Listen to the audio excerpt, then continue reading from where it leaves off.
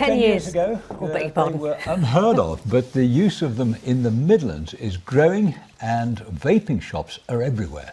However, there are growing safety concerns. E-cigarettes have been linked to a number of health scares recently, mainly in the United States. But health experts here say the industry is highly regulated.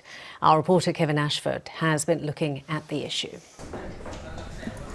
Would you like a bag for yourself? This shop in Nottingham is part of one of the most successful high street trends of the last decade, catering to customers who want to vape.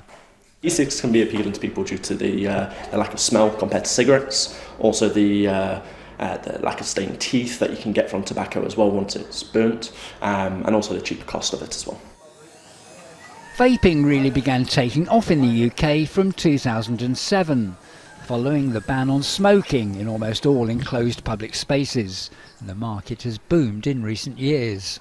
According to its trade body, the e-cigarette industry has seen a fivefold increase in less than a decade, and vaping is seen as a key factor in the decline in the number of cigarette smokers in the UK over the same period, as tobacco users have turned to e-cigarettes to give up their habit.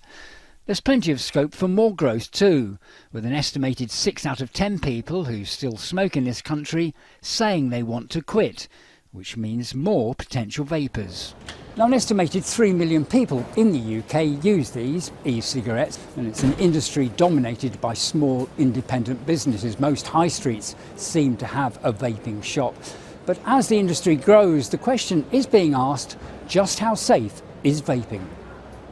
Health officials in Oregon are now reporting the second U.S. death believed to be linked to vaping. The United States has seen a number of deaths and cases of lung disease associated with vaping in recent months, although the chemicals under suspicion of causing the outbreak are not allowed in e-cigarettes in this country.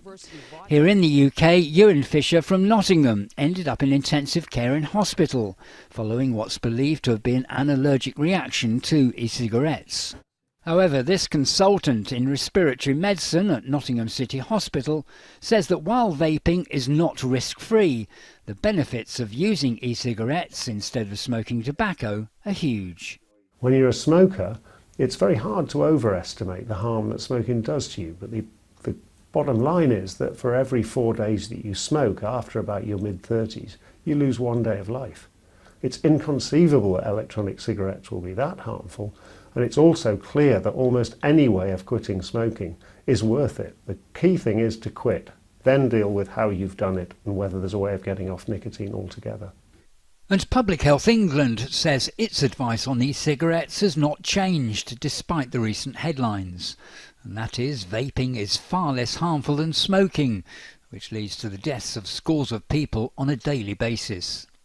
The long-term effects of vaping won't be known for decades, but the general consensus among experts, even those with reservations about e-cigarette use, is that compared to smoking tobacco, getting a nicotine hit electronically is far safer. Kevin Ashford, ITV News.